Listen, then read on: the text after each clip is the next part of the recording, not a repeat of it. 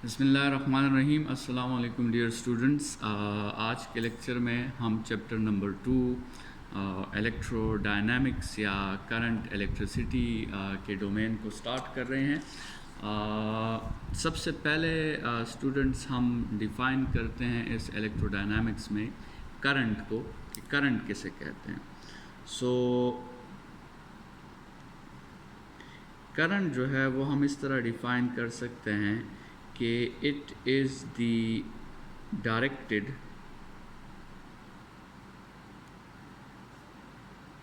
rate of flow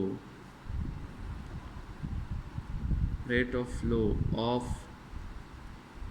free charge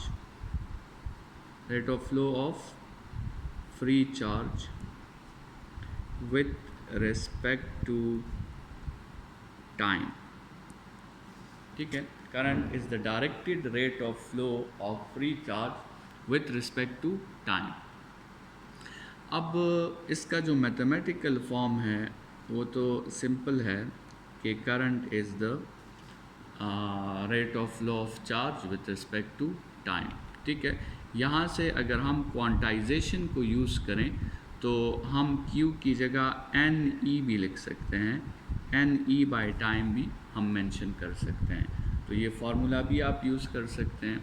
अगर current के SI unit की बात की जाए तो करंट का जो SI यूनिट है वो है कूलम पर सेकंड, और कूलम पर सेकंड इक्वल होता है एम्पेयर के। ठीक है, इसके लिए हम A सिंबल जो है वो यूज़ करते हैं। तो 1 एम्पेयर का मतलब होगा 1 कूलम पर सेकंड। मतलब एक वायर में जब दो पॉइंट्स के दरमियान 1 कूलम का चार्ज 1 सेकंड में फ़्लो करेगी तो हम कहेंगे कि करंट जो है आपके साथ वो 1 एम्पेयर है। और इसी तरह 10 एम्पेयर का मतलब होगा 10 कूलम पर सेकंड। मतलब उस वायर में उसी दो पॉइंट्स के दरमियान 1 सेकंड में अब 10 कूलम्स जो है वो फ़्लो करेगा। ठीक है, तो स्टूडेंट्स इस डिफिनीशन में ये जो आपके साथ वर्ड्स हैं, एक डायरेक्टेड रेट ऑफ फ्लो और दूसरा फ्री चार्ज, इसको थोड़ा सा एक्सप्लेन करते हैं कि डायरेक्टेड रेट ऑफ फ्लो से क्या मतलब है और फ्री चार्ज से क्या मतलब है। तो स्टूडेंट्स आपको पता है कि कंडक्टर जो है उसमें हर टेम्परेचर पर कुछ ना कुछ इलेक्ट्रॉन्स या कुछ ना कुछ चार्जेस जो हैं वो फ्री होते हैं। ठीक है, तो फ्री चार्ज पे तो बाद में बात करते हैं। सबसे पहले बात करते हैं डायरेक्टेड फ्लो पे। ठीक है, तो ये चार्जेस जो हैं इनकी दो किस्म की फ़्लो है।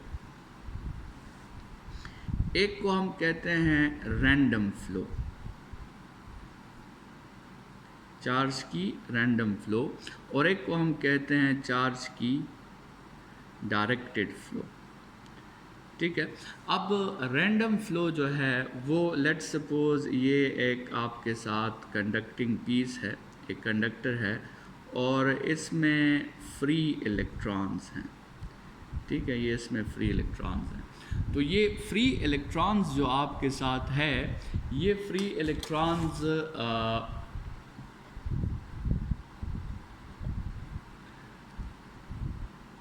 रैंडमली अपनी मर्ज़ी से इनकी हर एक की कोई ना कोई डायरेक्शन होती है। ठीक है, और हर एक की अपनी कोई ना कोई वेलोसिटी होती है।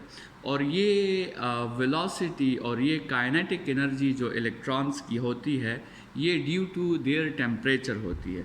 ठीक है, ये काइनेटिक एनर्जी जो इलेक्ट्रॉन्स की है इस रैंडम फ्लो में, या जो वेलोसिटी इलेक्ट्रॉन्स की है, ये किसकी वजह से है? ये इनकी टेम्परेचर की वजह से है, या ये इनकी हम कह सकते हैं कि इंटरनल एनर्जी की वजह से है, या थर्मल एनर्जी की वजह से है। आपने काइनेटिक मॉलिक्यूलर थ्योरी का स्टेटमेंट पढ़ा था कि temperature is the measure of the average kinetic energy. ठीक है, तो जब आप किसी बॉडी को हीट अप करते हैं आप उसके अंदर जो पार्टिकल्स हैं जो सब एटॉमिक पार्टिकल्स हैं आप उसकी एनर्जी को बढ़ाते हैं, आप उसकी काइनेटिक एनर्जी को बढ़ाते हैं, आप उसकी स्पीड को बढ़ाते हैं, ठीक है।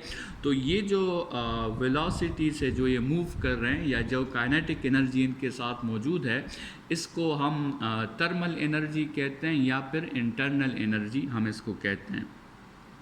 और जिस वेलोसिटी से ये मूव करते हैं उस वेलोसिटी की वैल्यू जो है आपके साथ राउंड अबाउट 10⁵ मीटर्स पर सेकेंड होती है। तो ये बहुत हाई स्पीड से जो है रैंडम फ्लो कर रहे होते हैं, ठीक है। तो ये बहुत हाई स्पीड से आपके साथ रैंडम फ्लो कर रहे होते हैं, लेकिन आपके साथ जो नेट करंट है, नेट करंट वो यहाँ पे ज़ीरो होता है, ठीक है। क्योंकि रैंडमनेस का बिहेवियर अगर आप देखें और आप कंसिडर करें कि किसी लम्हे पे लेट सपोज 1000 इलेक्ट्रॉन्स लेफ़्ट की तरफ जा रहे हैं, तो उसी इंस्टेंट पे 1000 इलेक्ट्रॉन्स राइट की तरफ भी आएंगे, तो आपके साथ जो नेट करंट होगा वो ज़ीरो होगा। तो याद रखिए नेट करंट जो है ये रैंडम फ्लो से डेवलप नहीं होता, इसलिए हमने डिफिनीशन में डायरेक्टेड फ़्लो की बात की थी। तो अब डायरेक्टेड फ़्लो क्या होता है स्टूडेंट्स? डायरेक्टेड फ़्लो जो है ये वैसे नहीं होगा। डायरेक्टेड फ़्लो के लिए आपको इलेक्ट्रॉन्स को मजबूर करना होगा, इन सब फ्री चार्जेस को आपने मजबूर करना होगा कि ये सब फ्री चार्जेस एक ही डायरेक्शन में मोशन शुरू कर दें। और ये इलेक्ट्रॉन्स एक ही डायरेक्शन में मोशन तब करेगी जब आप इस कंडक्टिंग पीस के एक साइड को हाई पोटेंशियल पे ले जाओ इलेक्ट्रॉन्स के लिए, मतलब एक साइड को नेगेटिव कर दो और दूसरे साइड को आप पॉजिटिव कर दो। मतलब ये इलेक्ट्रॉन्स डायरेक्टेड फ़्लो तब करेंगे जब आप एक पोटेंशियल डिफरेंस प्रोवाइड कर दो, तो तब ये इलेक्ट्रॉन्स डायरेक्टेड फ़्लो करेंगे। और इस वक्त इसकी जो वेलोसिटी होगी, जो स्पीड होगी, उस स्पीड को हम ड्रिफ्ट वेलोसिटी कहेंगे, ड्रिफ्ट वेलोसिटी कहेंगे या ड्रिफ्ट स्पीड उसे हम कहेंगे। और आपके साथ ये जो स्पीड होती है ये राउंड अबाउट 10⁻⁻5 मीटर्स पर सेकंड के रेंज में होती है। लेकिन जब सारे इलेक्ट्रॉन्स एक ही डायरेक्शन में मोशन शुरू कर लें तो अब इस फ्लो से हमारे साथ करंट डेवलप होता है और हम कहते हैं कि करंट आपके साथ फ्लो में अब वायर में ज़ीरो नहीं है। तो याद रखें कि करंट को डेवलप करने के लिए दो कंडीशंस हैं। अगर आप एक वायर में या एक सर्किट में करंट चाहते हैं तो करंट के लिए जो कंडीशंस हैं वो दो है। पहला कंडीशन है कि आपने प्रोवाइड करना है पोटेंशियल डिफरेंस, और दूसरा कंडीशन ये है कि आपने प्रोवाइड करना है एक कंडक्टिंग पाथ, ठीक है। तो पोटेंशियल डिफरेंस के लिए फिर आपने सर्किट में एक सोर्स लगाना होगा पोटेंशियल डिफरेंस का, जो आपके लिए ये पोटेंशियल डिफरेंस डेवलप कर सके। जैसे सेल होगी या बैटरी हो गया या जनरेटर हो गया, तो आपको या सोलर सेल हो गया, आपने पोटेंशियल डिफरेंस का सोर्स लगाना होगा। तो स्टूडेंट्स ये तो बात हो गई डायरेक्टेड रेट ऑफ फ्लो की, ठीक है। डायरेक्टेड रेट ऑफ फ्लो के बाद स्टूडेंट्स हम बात करते हैं फ्री चार्ज पे, ठीक है, कि ये फ्री चार्ज आपके साथ क्या चीज़ है। लेकिन फ्री चार्ज से पहले जो है थोड़ी सी बात कर लेते हैं कि कंडक्टर्स जो हैं, कंडक्टर्स, उसमें करंट किसकी वजह से होता है? सेमी कंडक्टर्स में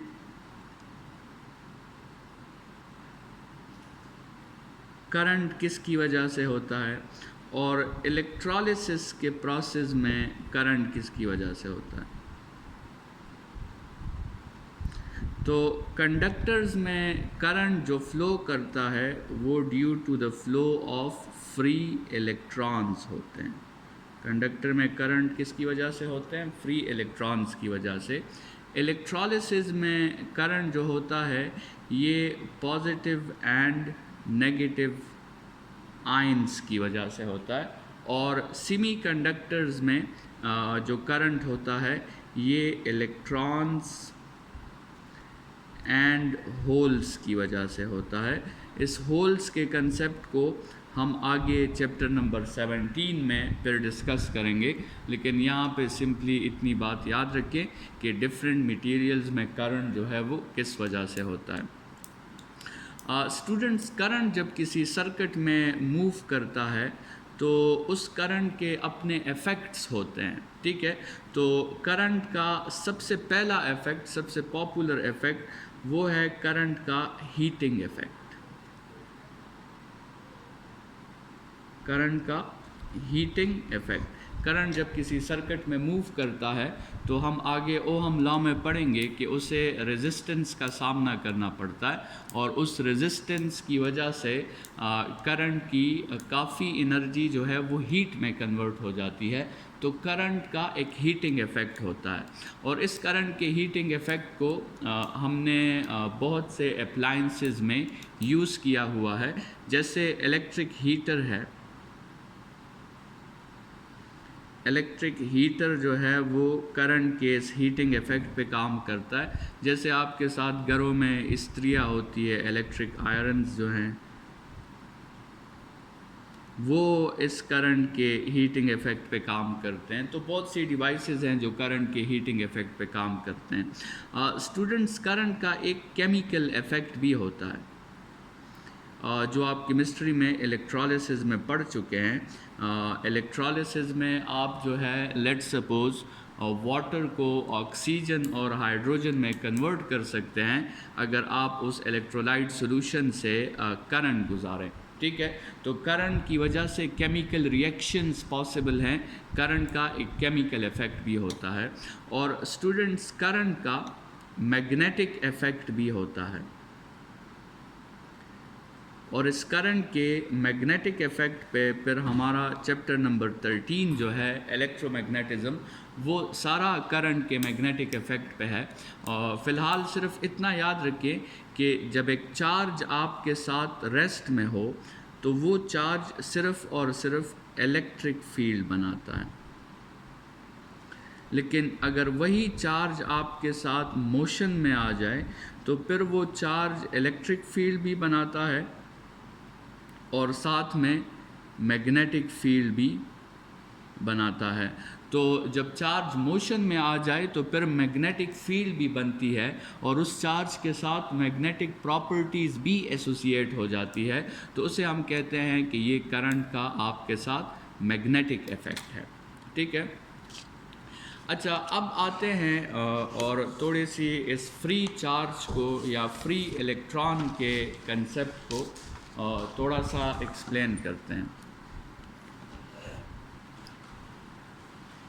तो जो हमने बात की थी फ्री चार्ज की या फ्री इलेक्ट्रॉन की, ये फ्री इलेक्ट्रॉन क्या होता है? फ्री इलेक्ट्रॉन वो इलेक्ट्रॉन होता है जो न्यूक्लियस के पावर से बाहर हो, जिस पे न्यूक्लियस का इफ़ेक्ट ना हो। असल में एटम्स में दो किस्म के इलेक्ट्रॉन्स हो सकते हैं, बॉन्डेड इलेक्ट्रॉन्स और फ्री इलेक्ट्रॉन्स। और ये फ्री इलेक्ट्रॉन्स का जो कंसेप्ट है इसको समझाने के लिए या समझने के लिए एक थ्योरी है जिसके थ्रू हम इस फ्री इलेक्ट्रॉन्स को समझते हैं और उस थ्योरी का नाम है कंडक्शन बैंड थ्योरी।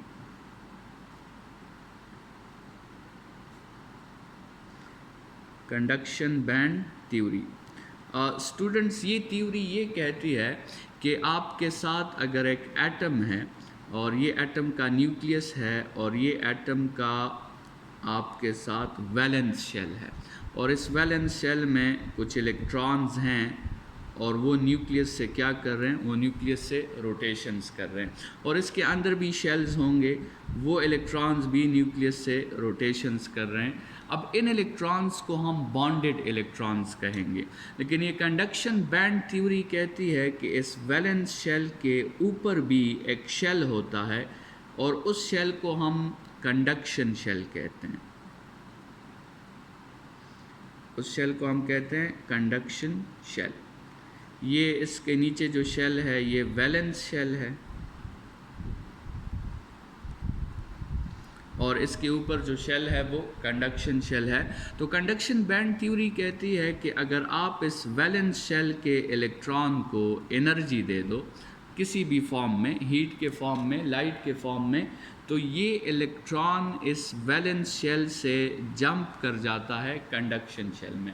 और जब ये इलेक्ट्रॉन कंडक्शन शेल में होता है तो तब इस इलेक्ट्रॉन के लिए हम वर्ड यूज़ करते हैं फ्री इलेक्ट्रॉन का। फ्री इलेक्ट्रॉन का, या इसके लिए वर्ड यूज़ होता है एक्साइटेड इलेक्ट्रॉन का। ठीक है, एक्साइटेड इलेक्ट्रॉन या फ्री इलेक्ट्रॉन। अब ये इलेक्ट्रॉन जो है स्टूडेंट्स, ये एक एटम के कंडक्शन शेल से दूसरे एटम के कंडक्शन शेल में जा सकता है, और दूसरे एटम के कंडक्शन शेल से तीसरे एटम के कंडक्शन शेल में जा सकता है। तो ये वो इलेक्ट्रॉन है जो करंट में अपनी कंट्रीब्यूशन दे रहा है। ये बाकी इलेक्ट्रॉन्स जो हैं, जो वैलेंस शेल में हैं या जो वैलेंस शेल के नीचे जो शेल्स हैं, वहाँ पे जो इलेक्ट्रॉन्स हैं वो इलेक्ट्रॉन्स करंट में कोई कंट्रीब्यूशन प्रोवाइड नहीं करते, लेकिन जो इलेक्ट्रॉन कंडक्शन शेल में होता है उसको हम फ्री इलेक्ट्रॉन कहते हैं, और वो करंट में अपनी कंट्रीब्यूशन जो है वो प्रोवाइड करता है। ठीक है, तो ये फ्री इलेक्ट्रॉन्स का कंसेप्ट हो गया। फ्री इलेक्ट्रॉन्स जो हैं ये वो इलेक्ट्रॉन्स हैं जो आपके साथ वैलेंस शेल से एनर्जी पाकर कंडक्शन शेल में चले जाते हैं। और फिर आगे हम चैप्टर नंबर 6 में इसी थ्योरी को डिटेल से डिस्कस करेंगे, और वहाँ पर हम इसी थ्योरी के बुनियाद पर कंडक्टर्स को, सेमी कंडक्टर्स को और इंसुलेटर्स को जो है वो एक्सप्लेन करेंगे।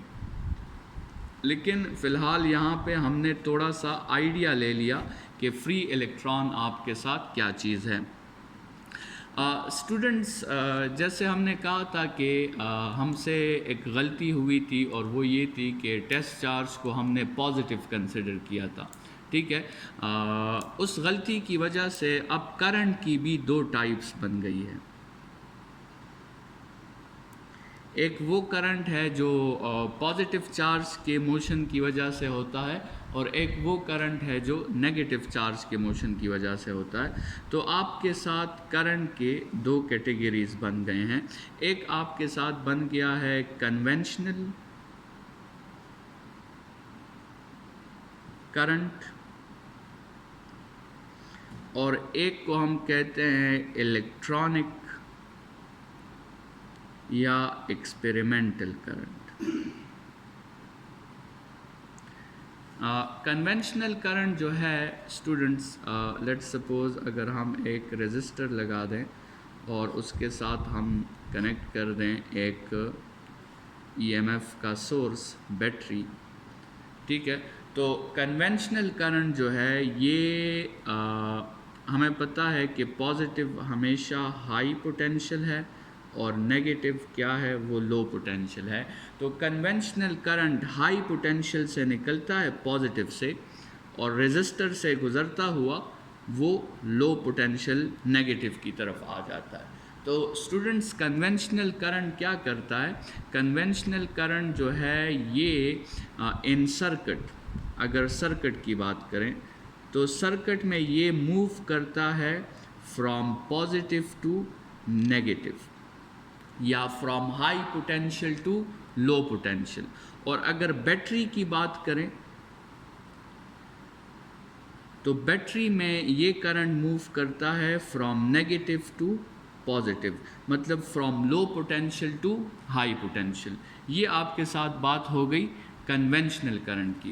अब आते हैं एक्सपेरिमेंटल या इलेक्ट्रॉनिक करंट की तरफ। इलेक्ट्रॉनिक करंट जो है वही सर्किट है, लेट्स सपोज एक रेजिस्टर है और उसको हमने कनेक्ट कर दिया है एक ईएमएफ के सोर्स के साथ। तो इलेक्ट्रॉनिक करंट जो है स्टूडेंट्स, वो नेगेटिव क्या है, वो लो पोटेंशियल है, पॉजिटिव क्या है, वो हाई पोटेंशियल है।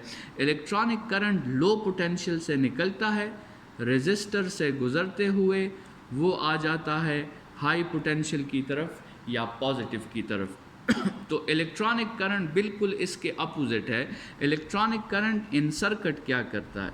सर्किट में इलेक्ट्रॉनिक करंट जो है वो लो मतलब नेगेटिव से जाता है हाई मतलब पॉजिटिव की तरफ। और इलेक्ट्रॉनिक करंट बैटरी के अंदर क्या, किस डायरेक्शन में जाती है? बैटरी के अंदर वो पॉजिटिव से जाएगी नेगेटिव की तरफ, मतलब हाई पोटेंशियल से जाएगी नेगेटिव की तरफ। ठीक है, तो ये जो है पॉइंट्स एमसीक्यूज़ के लिए आप जहन में रखें। कन्वेंशनल करंट और इलेक्ट्रॉनिक करंट में जो डिफरेंसेस है वो आप जहन में रखें। ठीक है, अच्छा यहाँ पे हमारा करंट की डिस्कशन जो है वो वाइंड अप हो गई है। करंट को हमने डिफ़ाइन कर लिया, इसके कंडीशंस पढ़ लिए हमने कि करंट के लिए दो रिक्वायरमेंट्स हैं, पोटेंशियल डिफरेंस का होना और पाथ का होना। और फिर हमने जो है डायरेक्टेड फ़्लो और रैंडम फ़्लो को भी डिस्कस किया और फ्री इलेक्ट्रॉन्स के कंसेप्ट को भी डिस्कस किया। एक जो है ज़रूरी बात यहाँ पे जो आपके साथ एक फार्मूला है जो entry test point of view से काफ़ी इम्पॉर्टेंट है, और वो फार्मूला है relation between current and drift speed. Current and drift speed को हम वी से ज़ाहिर करते हैं। ये एक रिलेशन है I is equal to NEA VD, ठीक है, या VD is equal to I divided by NEA। तो अगर ये हमारे साथ स्टूडेंट्स एक वायर है तो ये उसका क्रॉस सेक्शनल एरिया है A, ठीक है। ये आपके साथ A जो है इसमें क्रॉस सेक्शनल एरिया है, इलेक्ट्रॉन्स इसमें मूव कर रहे हैं, तो ये E जो आपको नज़र आ रहा है ये चार्ज ऑफ 1 इलेक्ट्रॉन है, ठीक है। और N जो है स्टूडेंट्स, ये N को हम डिफ़ाइन करते हैं कि it is electron density. Electron density मतलब number of electrons, number of electrons per unit volume. तो N इसमें इलेक्ट्रॉन डेंसिटी है, VD ड्रिफ्ट वेलोसिटी है, E जो है ये चार्ज ऑन इलेक्ट्रॉन है, A जो है ये आपके साथ cross sectional area of the wire है, ठीक है। इसी ड्रिफ्ट वेलोसिटी के फार्मूला को हम डिफरेंट फॉर्म्स में लिख सकते हैं, जैसे ओहम लॉ के मुताबिक I जो है, हम आगे ओहम लॉ पढ़ेंगे, V/R के इक्वल है। तो आप ये I की वैल्यू अगर आप पुट कर दें तो ड्रिफ्ट वेलोसिटी आपके साथ आ जाएगी वोल्टेज का V मैं थोड़ा सा ये चेंज लिखता हूँ ताकि आप इसको वेलोसिटी के साथ कंफ्यूज ना कर सके। तो voltage divided by NEA into resistance, ठीक है। तो ये डिफरेंट फार्मूलाज हैं, डिफरेंट प्रोपोर्शनैलिटीज़ पे आपके एंट्री टेस्ट में क्वेश्चंस आ सकते हैं। करंट का ताल्लुक या ड्रिफ्ट वेलोसिटी का ताल्लुक एरिया के साथ कैसा है, इलेक्ट्रॉन डेंसिटी के साथ वो कैसा है, ठीक है, या करंट के साथ उसका कैसा ताल्लुक है, या फिर पोटेंशियल के साथ उसका कौन सी प्रोपोर्शनैलिटी है। तो ये चीज़ें जो हैं entry test point of view से आपके लिए इम्पॉर्टेंट है। आज का लेक्चर यहाँ वाइंड अप करते हैं। अपना ख्याल रखिएगा। Thank you students.